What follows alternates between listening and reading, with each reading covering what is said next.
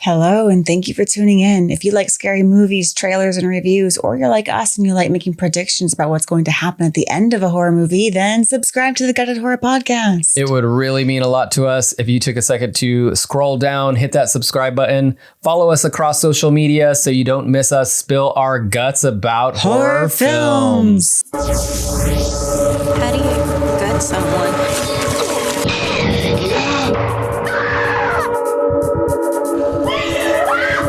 Always trust my gut. Hello and welcome to Gutted. I'm Aleece. And I'm Tony, and we're here to spill our guts about horror films. And we are back. And like the undead, we are craving some guts. Post guts. In this episode, we are revisiting the Italian horror classic Zombie 3. Dun dun dun dun dun dun dun dun dun dun. And we hope you're ready for some rotting flesh, pus oozing boils, and expertly dubbed dialogue. Not to mention zombie birds and radio DJs who also might be zombies.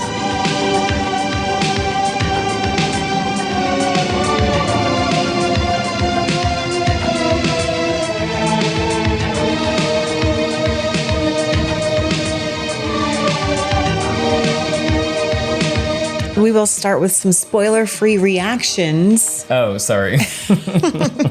Doesn't matter. Ignore that last part. And review our initial thoughts and predictions made during our pre-gut episode 2.5 years ago. Then we will spill our guts with a full film review and conclude with our coveted award ceremony. So Zombie 3, we did a post-gut on Zombie 3 back in April 2023. Yes, taking it way back because we've done all these pre-guts and it's about time that we start watching some of these and reviewing some of these and giving our feedback on the actual movie, not just the trailer. Yeah.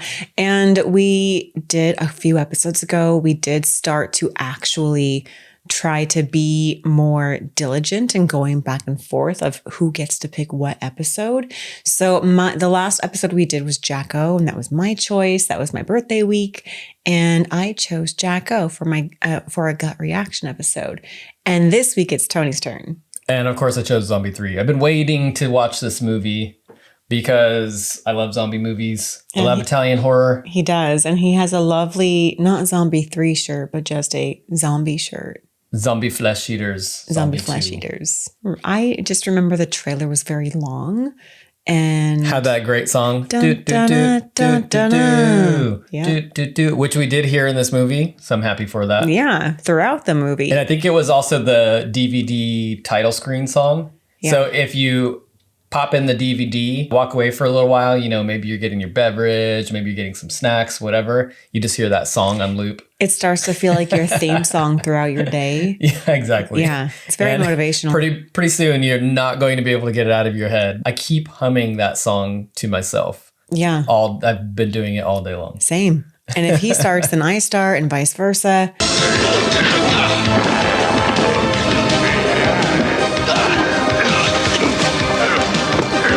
Good job. Soundtrack by Stefano Mainetti. Zombie 3 was released in 1988, directed by Lucio Fulci in the credits, but also maybe some other people. Bruno Mattei, who we know from Cruel Jaws. Claudio Fragasso, who is the writer.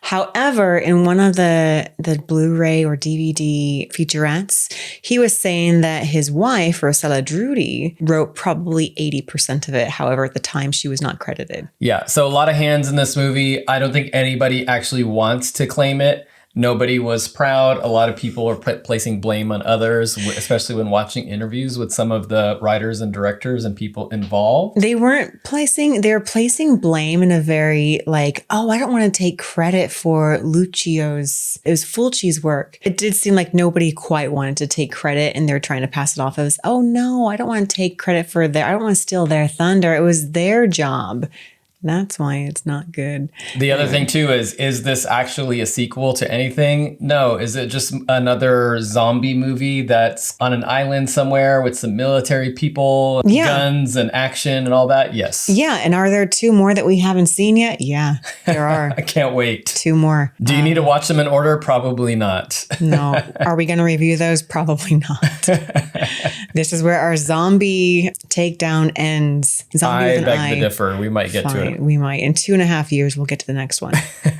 All right, let's go ahead and read a short synopsis for Zombie 3, and then we'll talk about it as non-spoilery as anyone cares to be. I have a feeling that nobody cares about spoilers. But just so you know, this synopsis only spoils like the first half. I'm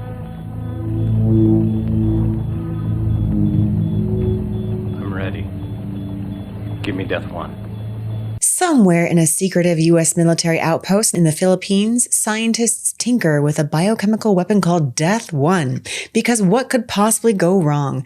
A rogue agent steals a sample, outruns a helicopter, gets infected almost immediately, and flees to a nearby resort to lay low. We all know that a zombie apocalypse never rests, and it quickly turns the entire island into an infested mess of the undead. The military scrambles to contain the situation, aka kill everyone, and the local radio DJ Blueheart keeps broadcasting cryptic messages to the masses. Enter 3 soldiers, Kenny, Roger, and Bo, who are expecting sun, relaxation, and maybe a few babes. Luckily, they roll right up alongside a camper full of hotties. Unluckily, they all roll into a flock of angry birds. A few pecks quickly lead to scabby boils and spiked temperatures, and we're not talking about the 100-degree temps of the Philippines. Our new crew makes it to an abandoned hotel with not a hospital in sight, just another tourist named Patricia, machine gun-wielding quarantine crews, and zombies who possess the uncanny ability to wield machetes, sometimes talk, sometimes walk, sometimes run, sometimes fly, and always crave human flesh. This movie stars Darren Sarafian, Beatrice Ring, who are 2 main characters. We do have a group of survivors, just like any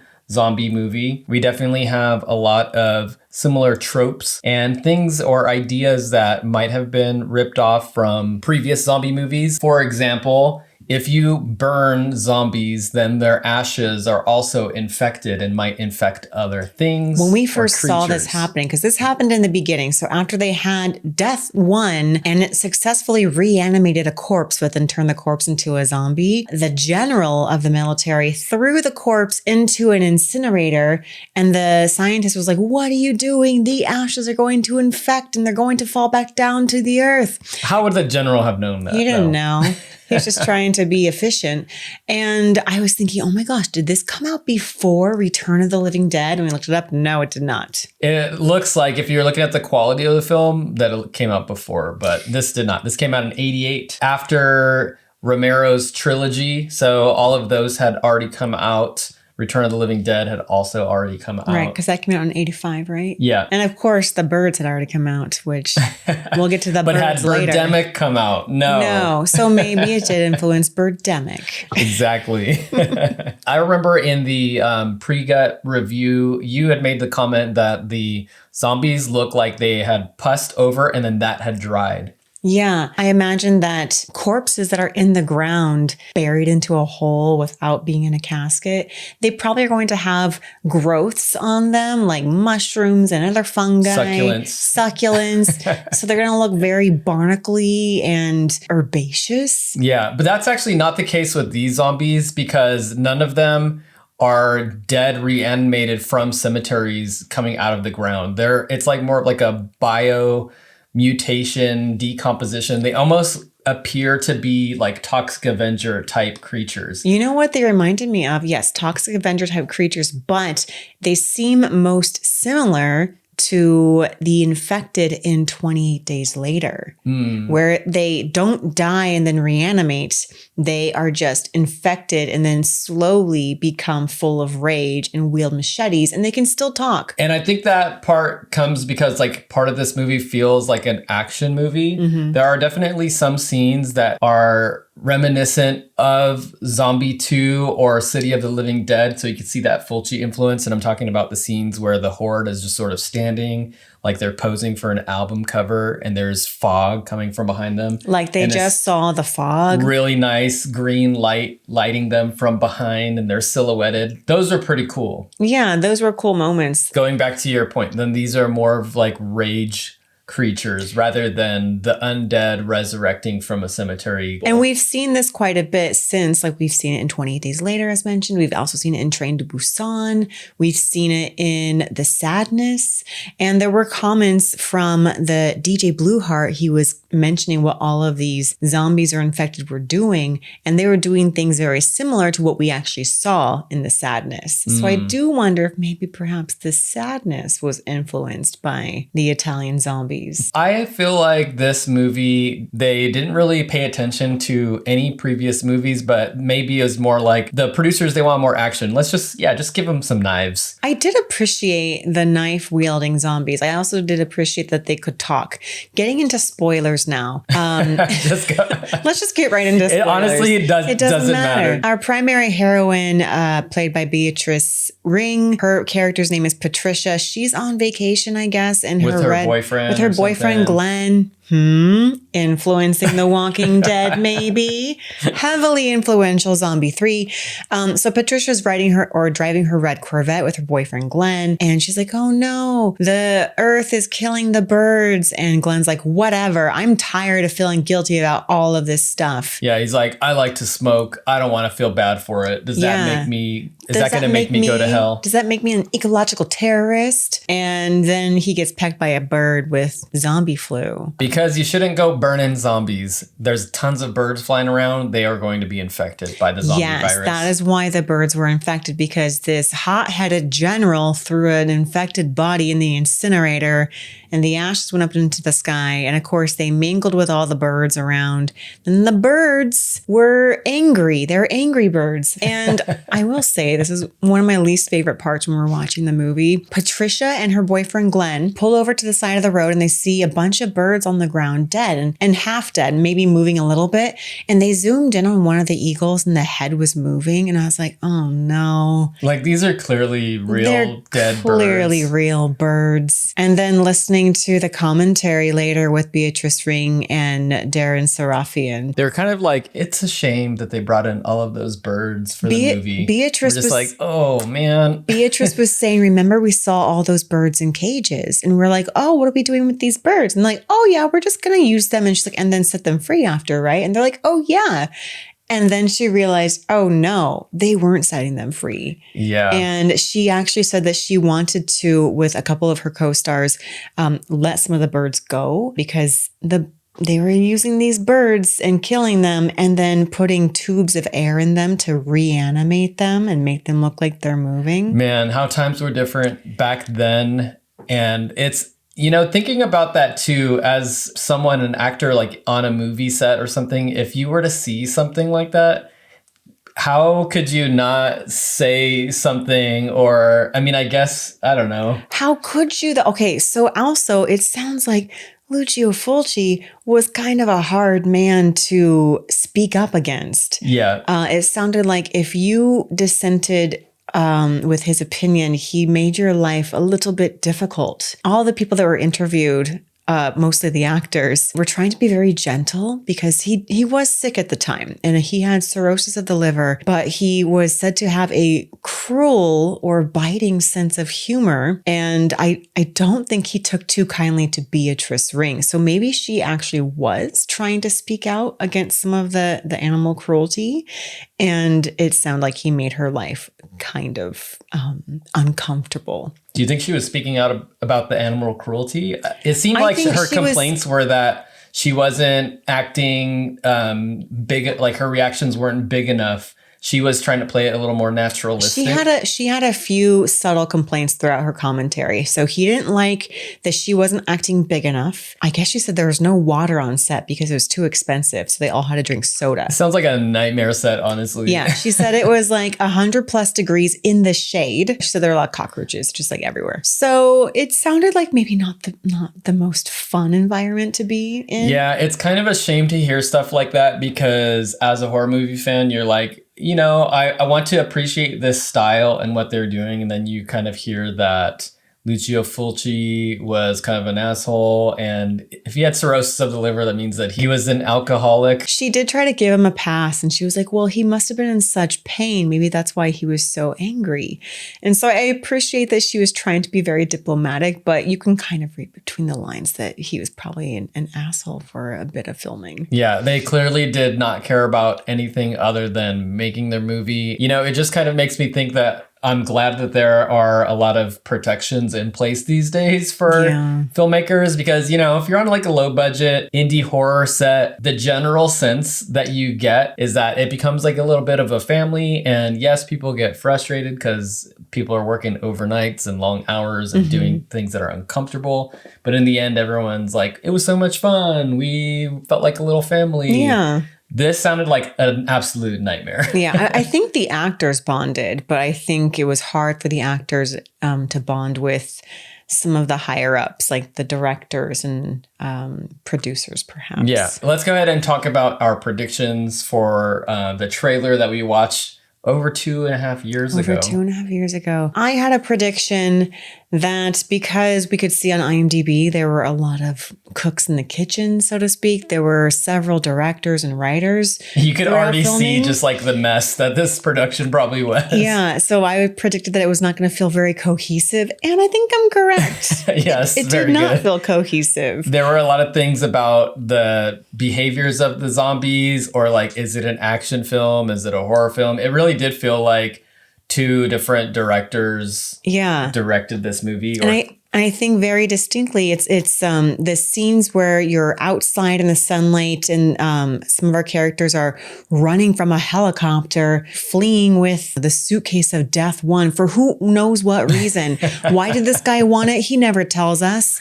But he gets infected and dies. So that scene does seem so actiony. It actually reminds me of a movie we watched recently called Night of the Sharks with Treat Williams. Another Italian movie where they're just running through the jungle and a helicopter's chasing them and shooting at them. Very actiony. And then all the scenes that are at the dilapidated derelict hotel, those seemed more like a John Carpenter, like, you know, The Fog, or more like a Lucio Fulci film. Yeah, that's the Fulci part right there. Yes. Definitely. And so we did hear in the commentary that the scenes outside in the jungle with the helicopter, those were scenes that were directed by Bruno Mattei. That was his hand in the filmmaking. I'm like, that makes sense. So he wanted to make Cruel Jaws Part 2. He wanted to make Cruel Zombie in the jungle. And Lucio was just like ill and probably just pissed at everyone, making everyone's life a living hell and creating scenes of hell on earth. Yeah. Both on screen and off screen. But I will say those scenes at the derelict hotels, those did look good. I did like the eerie lighting. Okay, what I appreciated about that was it seemed as if not a lot of time had passed from the initial outbreak to when our tourists arrive. And the entire hotel was ransacked, yet redecorated in a way where now there's all this like ivy that had grown up on the walls. The gauzy scraps of gauze. Someone took time to like toss those up on the ceiling. You know what? We have nothing to do. We're running away from zombie hordes. Let's go ahead and redecorate. I didn't think of the time jump because there didn't seem to be much of a time jump. I want to say that in one point of the movie, they mentioned like a week had passed. A week? In a week, it looks like burnt down, derelict. So maybe the scene from the initial guy who like ran and escaped to the resort to when we meet our military guys, maybe that's a time jump. Okay. You know what? just to give it more plausibility here. So after our thief stole Death 1 and then went to the resort and looked all nice, he was infected. He killed a maid, Michael Myers style, like shoved a knife through her chest and into a door. So these zombies are rageful and with strength. The general found out where patient 0 was, and he did make a passing comment like, we're going to decimate the entire resort. So I guess we can assume that his hazmat people just went in there and incinerated everything with a blowtorch, and that's why they're everything like, looks what's all this flowy fabric? Just throw it up on the walls. Or maybe that was part of the, I don't know, insulation in the ceiling, and it just draped down afterward. I did think that the sets looked cool. They looked sweaty. They looked really dank. I think creepy. that was real sweat. That was that was real sweat. That was definitely. method sweat for sure. I had predicted that the poster was going to be better than the movie, and I was dead on about that. Yeah. Although I do love an Italian horror zombie film, even if it's cheesy, even if it's bad, I would say that this one was pretty bad. However, there are parts that I liked just for the visual or the aesthetic. And that's like the, the glowing lights, the fog, and all the Fulci stuff, the Fulci-esque scenes. And I did kind of like the boils, the face boils that were pulsating and pussing with kind of greenish blue, black blood and pus.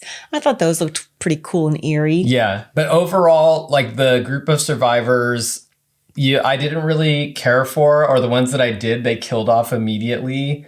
I did like our main lady, Patricia.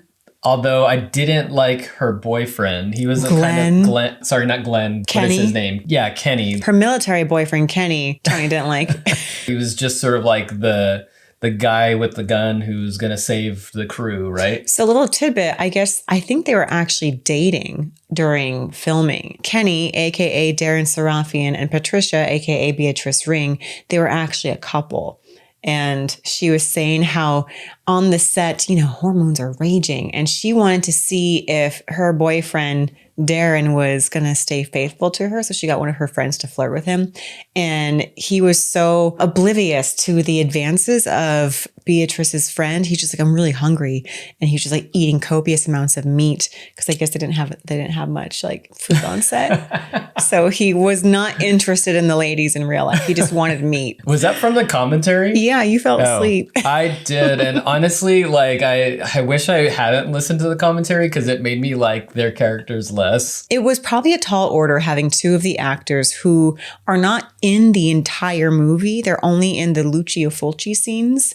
It was hard for them to comment on the scenes that they weren't in. So they were making things up. And then it became hard to kind of parse out what was real and what they're just kind of like bullshitting. I had another prediction. I said, if I know Fulci and I don't, he's going to... That was a good line. If I know Fulci and I don't. I don't know him that well, but if I know anything about Fulci, he's going to use real birds to fling at the actors. And he did. You had fresh in your mind that scene from City of the Living Dead where he is spewing live maggots at his actors. Gallons of maggots. Just like thrown cool at his actors. And you can just see all of their faces. They're trying to tightly close every single one of their facial orifices. And they're just like...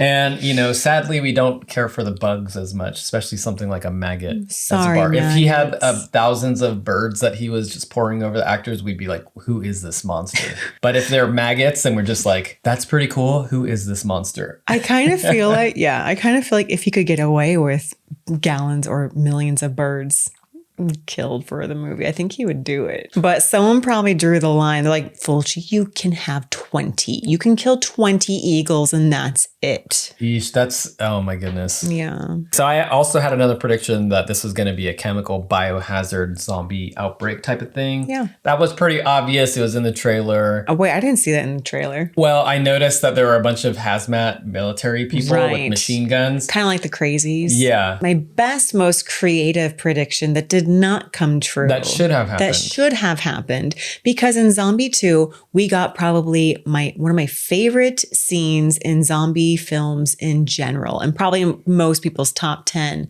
of favorite zombie scenes. It is our zombie battling a shark, a real shark. Because it's just like, who and how the hell did they film that, and who did they get to like battle this shark? It seemed pretty real. It did seem pretty real. And you know what? Young actors are pretty desperate, so you can get them to do most things. But that was just crazy. So I thought they're going to have another thing like that. They're going to have a zombie battling a crocodile or a zombie battling an alligator. And then Tony was like, no, if they were going to do that, they would have had that front and center in the trailer. That would have been like within the first 3 seconds of the trailer. I'm like, oh, damn it, you're right. Would have been cool. Although that pool scene in the movie was one of the better scenes of the movie. And that one was not in the trailer. So spoiling this amazing pool scene. Part of it was we saw a short clip of the guy, I think it's Kenny. Yeah. No, Bo. Is it Bo? Bo, and he jumps into the pool to save, what's her name? Her name's Uli in real life. There's another the woman. other lady whose name we do not know. The names doesn't really matter. Don't really matter. But there's a scene where Bo goes off with one of the hotties from the camper, and they go to another resort that's also derelict and decimated. And the girl goes off and she's like, hello, why aren't you answering me? And I'm like, who are you talking to?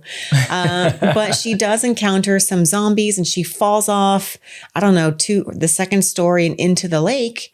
And she's like, help. And we're like, why can't she swim? Like, what's the deal? Swim? It looks like she's standing in this pool. It looks like a 4-foot pool. It does look like she's like jumping really high to like tell Bo that she can't swim. And Bo jumps in there after her and gets her. And when he pulls her out of the water, her legs are gone. And then you're like, oh, I get it. All the bubbles in the pool. All the bubbles. Those were zombies just under down the there chomping like little piranha. And I did think that was a really cool scene because it was like shocking. That was not in the trailer. That was not That spoiled. was shocking, yeah. Yeah. And the actress said that she had to have her legs like tied behind her back basically to do that. I'm like, wow, very limber. I'm sure Fulci suggested that they actually amputate her legs. She's like, I'm drawing the line here. I will tie them behind my back. No water for you, only meat. And she said, luckily, I am a very good swimmer, because if you can imagine trying to wade in a pool without the use of your legs below your knees, very limber legs.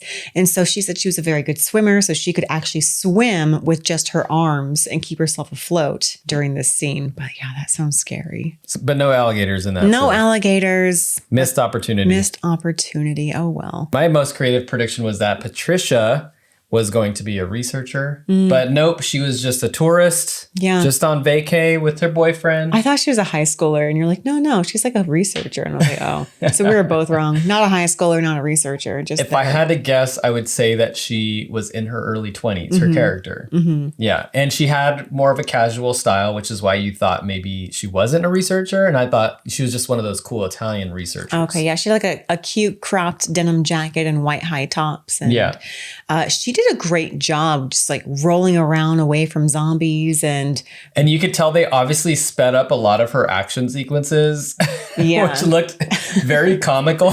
Which she said in the commentary she did not like it. She's like, oh, it looks so silly. Well, you can tell there's a scene where she's driving a car, and when she's driving, she's just like jerking the wheel left and right, and they sped it up so it looks like the car's swerving. And in the action scenes where she's fighting, she's like in an abandoned gas station. Yeah, but those were actually really good scenes. I thought she did a great job like physically acting. Like she actually barreled into like a whole stack of boxes backwards and onto the floor.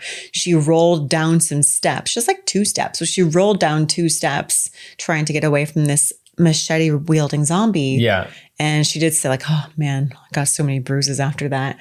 And the zombie in the gas station had like handcuffs or like chains around his wrists. And he was directed, I think by Fulci, to grab onto Beatrice as tight as he could, like around her neck. And he did. And she actually said it hurt so bad, she was actually crying. Oh my goodness. And the locals on the set actually went up to her to see if she was okay, but did the Italians care? No, probably not. No, definitely not. Yeah. I would also say about the zombie horde is that they're hiding in crevices, they're hiding in closets, they're hiding in refrigerators. They're sneaky. They're jump scare type zombies.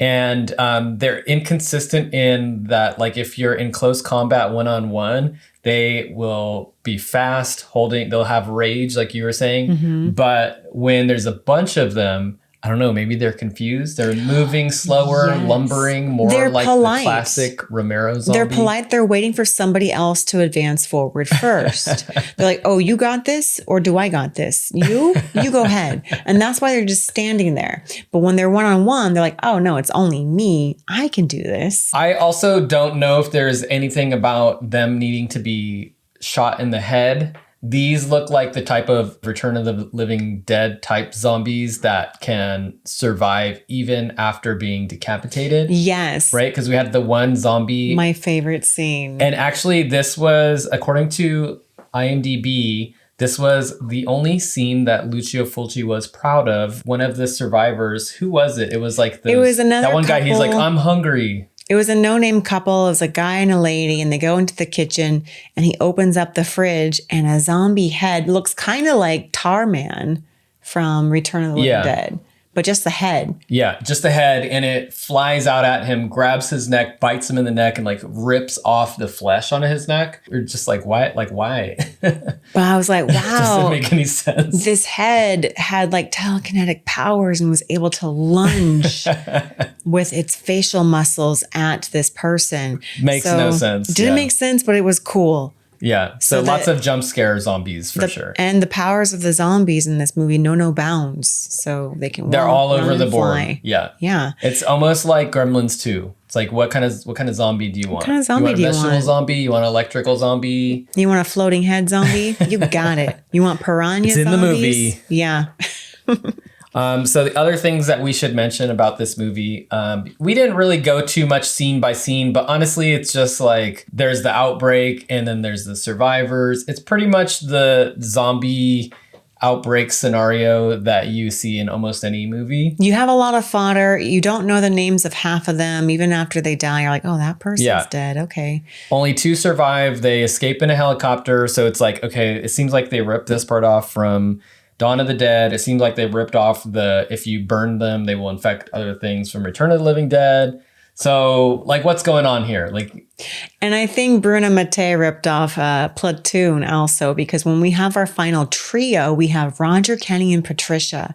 And then the helicopter is about to take off, and Roger's running after the helicopter. Kenny is flying, and Patricia's in there, and they're like, hurry! And he's running. He's dangling from one of the helicopter legs, and then a bunch of sleeping zombies pop up from the haystacks, and they grab onto him. Which was in the trailer. In the trailer, they grab onto him, and they try to chomp him, and somehow he fends off like 5 or 6 of these zombies that are on top of him. Cue in the hazmat guys, and they come over to him, and Roger runs towards them in slow motion. He's like, wait. It's very Willem Dafoe from Platoon, and they blast him, and he slow-mo gets riddled with bullets and falls to the ground. Platoon style. Or Night of the Living Dead, even. Oh, yeah. But yeah, you're probably right. More Platoon. It felt very Platoon. It felt like a war movie, like a Vietnam War movie. Interestingly enough, this was filmed, I think they said they used some of the same sets as was used in Apocalypse Now. Yeah, because they're filming this movie in the Philippines. All of the zombie extras were Filipino people, which I think was a curious decision. I mean, I understand that's probably more of like a who's here, who can be an extra. You know, they're probably not paying the extras that much money. They're not flying out like Italian folks to be extras in this movie. But what it ends up doing is making this sort of kind of like bad and sad commentary where the people who are the infected are like the native folks, and the people who are surviving and are the heroes are like the non-brown flown in. folks. Yeah. The European folks. And I think even Beatrice Ring did say that it kind of like left a bad taste in her mouth because these poor Filipino extras, they would just bring them in day after day. And if they got hurt, they would just bring in some new ones the next day. It did feel a little exploitative. Yeah.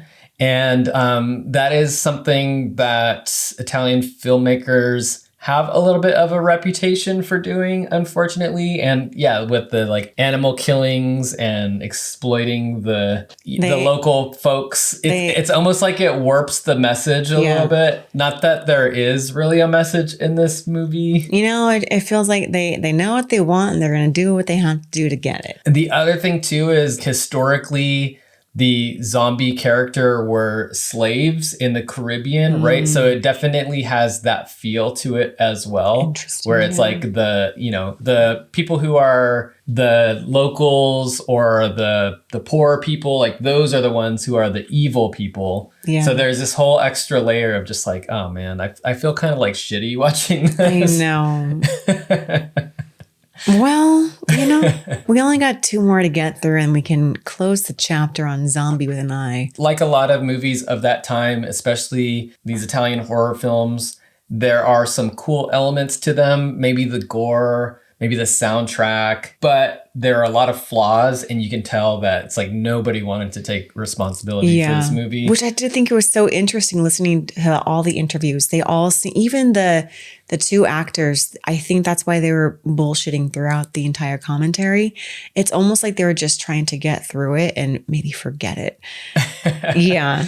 So in my opinion, when I'm watching this, there are selective scenes that I'm watching and I'm like, okay, this is a pretty cool movie. But if I ever stop and think about the overall treatment of animals or the actors or just like the movie plot in general or just how it makes me feel, I'm just like, no. Yeah. No, can't do it.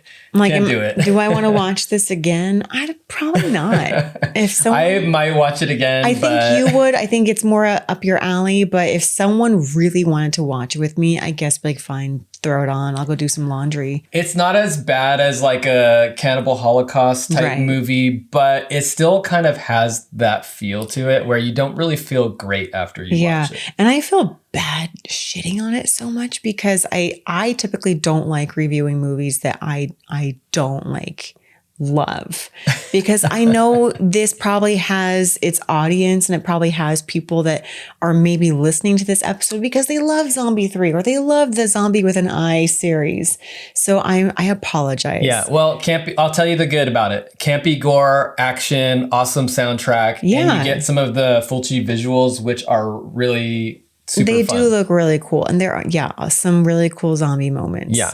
So let's get to our awards. Let's end this on a positive note. Let's give it some accolades here. Should we start with our Axe Award? Let's do the Axe. And I'm going to go first. I know I'm going to Axe. I'm going to Axe killing those birds. Yeah, I agree. Yeah. Let's let those birds live. I know. Can you just get like some sort of stuffed bird or bird that was already dead even? Or some repurposed, already dead taxidermied birds from a museum. Maybe they could be donated and then pump them full of air, make them look reanimated. Or you know what? Send that guy who made Birdemic back in time and have him just make some CGI birds. I'm okay with that too. I would take that over these actual hawks and eagles that were killed. They could have done a thing where they like superimposed stock footage of birds over, I don't know, didn't like Hitchcock do something like that? Yeah. How did Hitchcock film the birds? Do it like that. Yeah. How many birds did Hitchcock kill? I don't know. I guess we'll have to look that up later. Maybe he was no better. I don't know. But that's what I would axe. I would axe killing actual birds for this. I agree. Same axe. Yes. All right. And first aid kit, who are you going to bring back? Which character, whether you know their name or not, would you bring back from the dead? I am going to bring back our unknown or or unnamed Filipina model. Yeah. Because she had that moment where she was caring for her friends. One was infected. They're in the hotel. Right. Nancy was like a nurse or something. And the Filipino model was just like, she was sobbing. She was sobbing. She was putting her all into that performance. Yeah. And she really did no wrong. And that they killed her character off screen. Right. She was just there eating. Her corpse was there and her face was gone. And I only knew it was her because of her long ponytail. It's like, hey, they didn't even give her a cool death scene. That's not fair. Yeah. So I'm bringing her back. She is going to be one of the final ladies in my movie. I like that. Bring her back. Yes. I did look her up. She was a Filipina model. Her name is Maricar Totenenko. I don't know if I pronounced that very well. She's still modeling. Oh, nice. Good for her. I'm going to give my first aid kit to that poor maid in the beginning. She was kind of like bullied by the bar back into going to the room with the infected guy, patient 0. She's like, hello, sir. Do you want your bed turned down? Do you need anything? Do you need a towel? And he stabs her in the gut and pins her to a door. That's a pretty brutal death for a person just doing their job. And you know what? That's always the way that it goes. It's always the person who is the working class person that has to go explore something kind of sketchy, and they do it without question. Yeah. She knows, like, she's like, okay, I just open up this bathroom and it's just splattered with blood. Yeah. Most people would just book it out, but she's dedicated to her job. She's like, I got to clean this now. Yeah. It's messy. And she gets pinned to the wall. Not fair. So I'm bringing fair. her back, but I did like yours, actually. I just wanted to give first aid kits to more people. Yeah, exactly. Yeah. All right. Second kidney. Which character is getting a spinoff or a sequel? I'm going to give my spin-off sequel Second Kidney Award to the Flying Zombie Head. Ooh. I want to see it flying through the world, making its own way, just infecting people to people, building up a community of zombie heads. And it's sort of like a Attack of the Killer Tomatoes type of thing, but it's with zombie heads. That's what I'm going to do. I'm giving my second kidney to DJ Blueheart because he really reminds me of, what's her name? Adrienne Barbeau from The Fog, where she's like the radio DJ in The Fog. And I want them to meet up at some point and have like a little podcast. Wait, who was the person in Play Misty for Me? Did that also have a DJ, like a late night DJ? Well, Was it also Adrienne Barbeau? It was. I don't think it was. Let's see here. So Adrienne Barbeau was in The Fog, and then Play Misty for Me. I don't know if we know the DJ in Play Misty for Me. We know the lady that's requesting Play Misty for Me, or she's requesting Misty. It actually starts to make me think about the role of radio DJs in horror films, because I think they're a character that often doesn't get celebrated as much as they should. I'm thinking of movies like Pontypool. Ooh, I love Pontypool. I'm thinking about Night of the Comet. Yeah. Although I don't remember if the radio DJ was there at the time. I think it was just a recording. I think it was recording. But there's also that movie with, I think it's Andrew Dice Clay, where he's like a shock jock kind of DJ. And then somebody calls in who is like, I'm going to go murder some people. And so Andrew Dice Clay's character has to keep him on the line in order to like find out who he is and what's he going to do. Yes. I thought that was what is that movie? I have to look it up. The underappreciated DJ hero. Yeah. And it's cool because they often have like cool voices and you're like, oh, I want to just listen to them. And DJ Blueheart did have a cool voice. And spoiler, he turns into like a face-eaten zombie. I don't even know how he lost his face. There must have been a bird in his tower because he was up in like a radio tower. He was in his own isolated spot and never left. Yeah. Maybe he left for a restroom break and got attacked by a zombie bird. Who knows? What are you giving your award for the best intestines of Zombie 3? Oh, man, there are a few. I did like the zombie head, and I did like the lady in the lake with the no legs. That was pretty cool. But then towards the end, I did like when Nancy, for some reason, is trying to help a zombie lady give birth. And then a full-grown man hand comes out of the womb and rips her face off. Okay, I apologize. We forgot to mention that scene. That was a pretty crucial and pivotal scene. That was weird.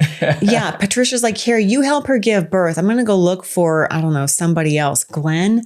And poor Nancy's left on her own with this infected pregnant lady, which I'm thinking Dawn of the Dead remake inspiration. The Italians always do it first. Very influential. And yes, a full-grown man hand emerges from this lady's belly and grabs Nancy's face, and she dies. Her pregnant belly looked like they had to stack 2 pillows. Yeah. It didn't look very That's good. why there was a full-grown man hand in there. So yeah, it's going to go to poor Nancy. To Nancy, okay. I'm going to give my best intestines for Zombie 3 to my favorite character, the zombie head.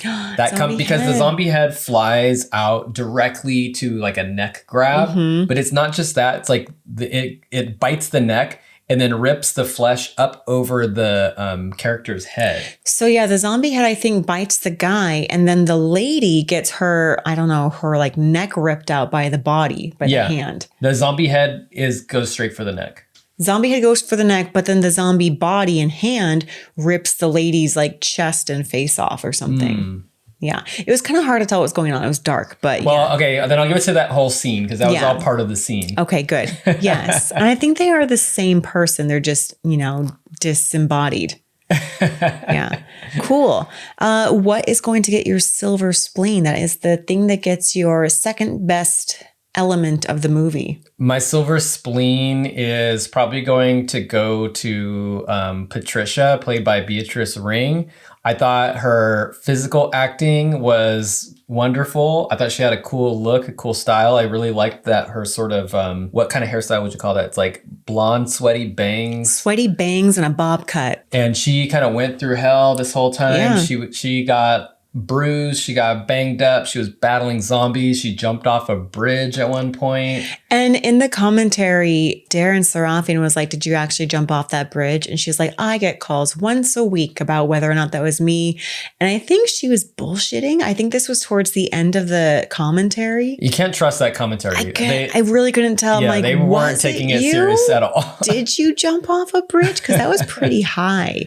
It looked like her, but I really don't know. But yeah, she definitely got bruised up. Yeah, and she survived the whole thing. And she survived. Yeah. That's a good one. Yeah, she can have the silver spleen. Yeah. What about you? My silver spleen, I think, is going to go to same. I'm going to give it to Beatrice also.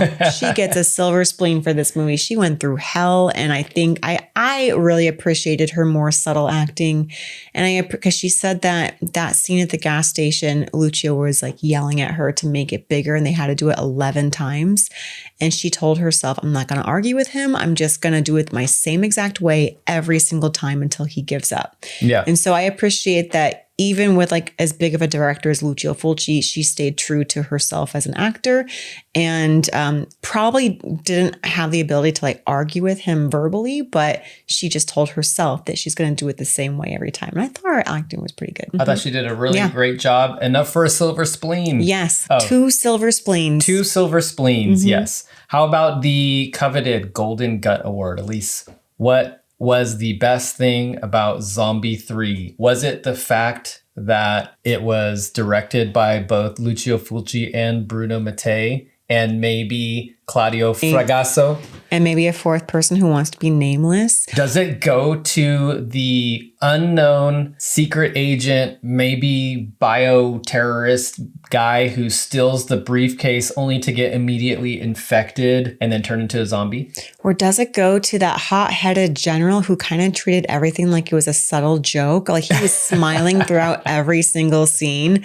And I'm like, this guy's not taking this role seriously. Does it go to that impassioned head scientist or the costume where every single scientist had the same glasses and the same hairstyle? Yeah. So it was the whole time we were guessing, like, is that the same guy? We don't know. Did he die? I'm not sure.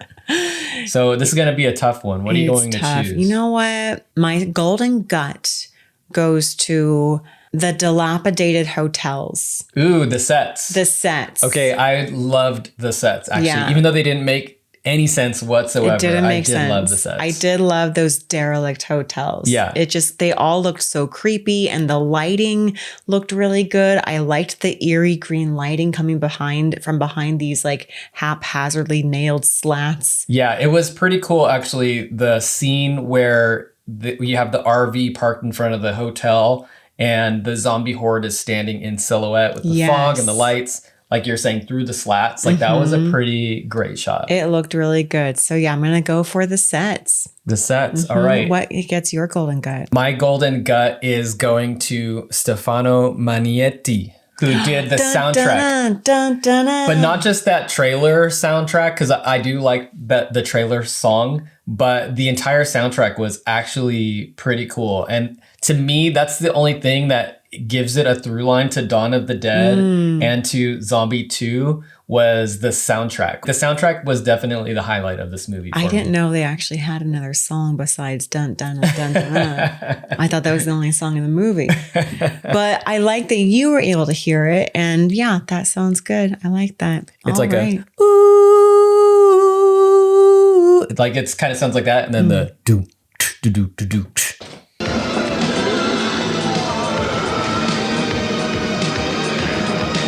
Yeah. Nice. So yes, that gets my golden gut, Stefano Manietti. Lovely. Love it. Love it. Love it. All right, moving on to blockbuster ratings. Aleece, is this a staff pick? Is it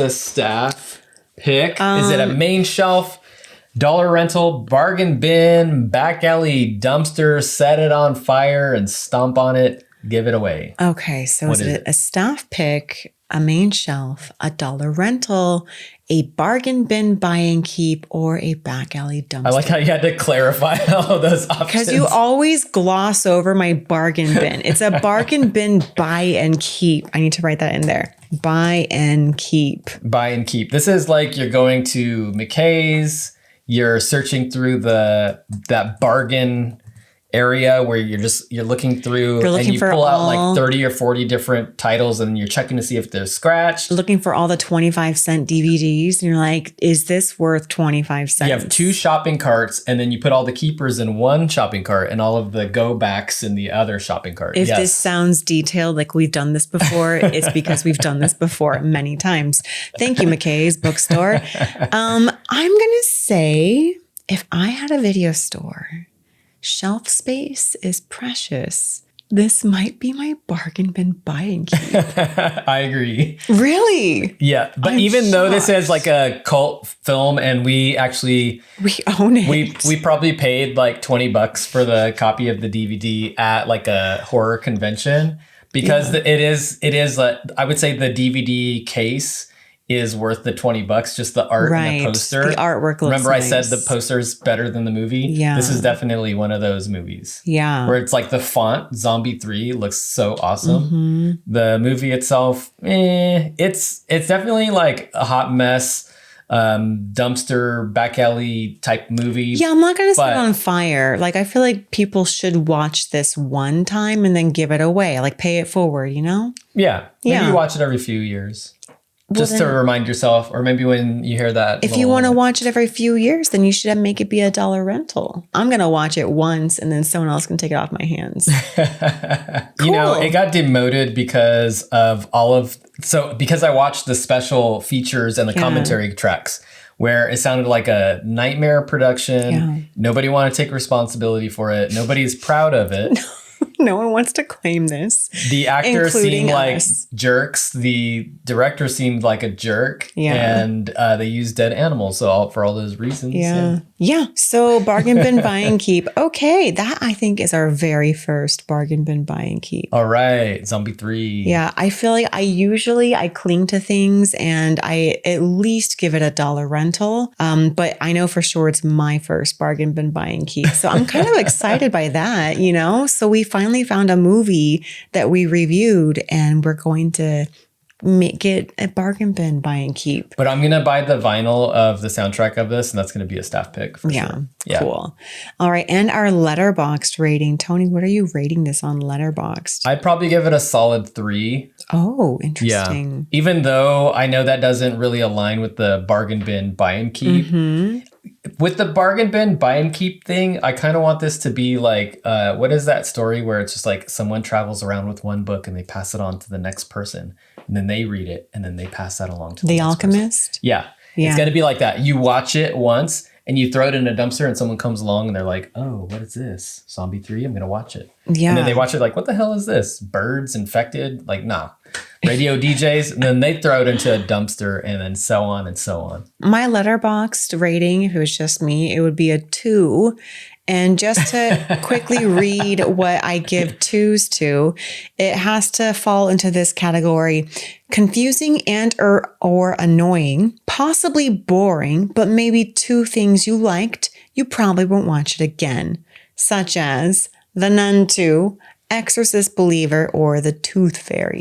See, I would put it above all of those movies. Yes, it was confusing and or annoying. I did not think that it was boring. I thought it was very entertaining. See, to me, a 2.5 is like, it's a solidly average movie. It's right there in the middle.